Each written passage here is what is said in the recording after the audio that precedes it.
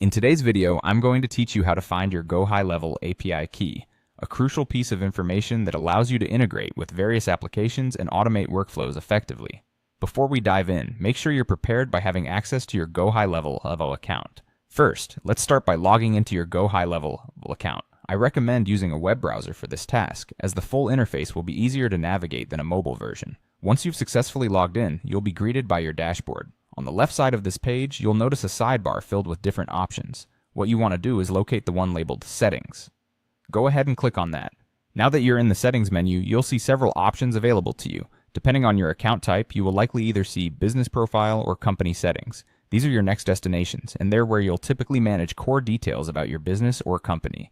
Choose the one that fits your account profile.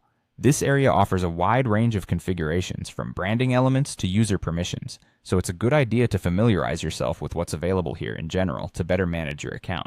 Moving forward, scroll down within these settings until you locate the section titled API Key. This is the part of the menu dedicated to your API key, which is a unique code that allows your GoHighLevel account to connect with other platforms and services smoothly. If you see an API key already listed here, perfect. That means one has already been generated for you.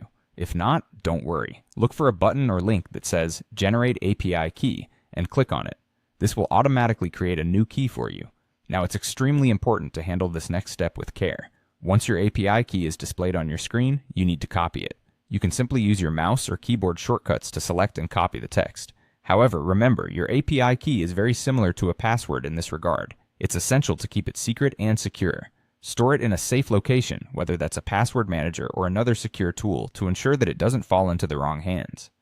An exposed API key can lead to significant security vulnerabilities, so prioritize its safety just as you would with any other sensitive information. And there you have it.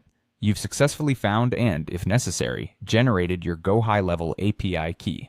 This key opens up a lot of possibilities for integration and automation within your workflow.